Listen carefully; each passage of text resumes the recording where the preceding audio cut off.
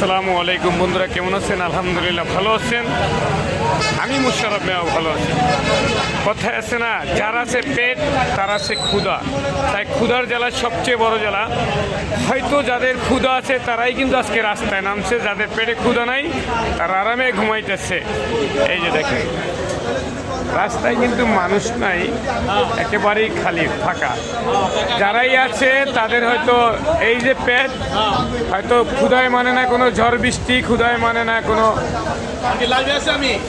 ভাইয়া আসসালামু আলাইকুম। ভাইয়া কেমন আছেন আপনি?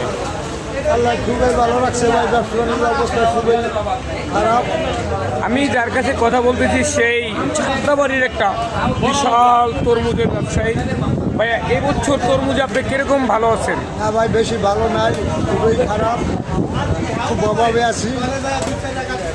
আমরা তো শুনতেছি যে সবাই বলতেছে তরমুজের ব্যবসাটা নাকি কোটি কোটি টাকার মালিক। কোটি কোটি টাকার মালিক, কোটি কোটি টাকার শেষ। এখন পথের ভিখারি হয়ে গেছি সব। এখন কিছুই নেই, চালাচ্ছিল। এখন আছে শুধু একটা প্রতিশোধ।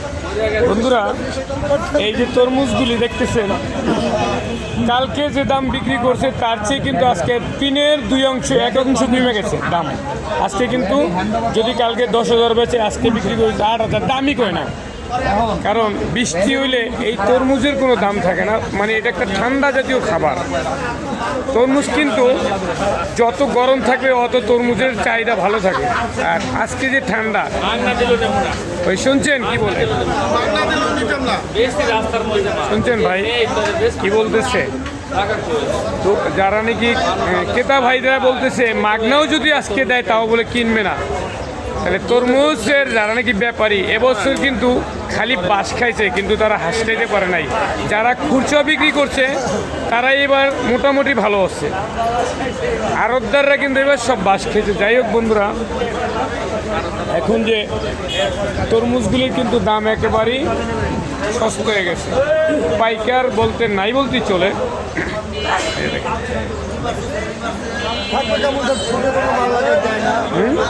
খুদে কোনো মাল লাগাই দেয় না, সব দোকানে খুব সম্পূর্ণ ব্যাংকে ফেলাইছে।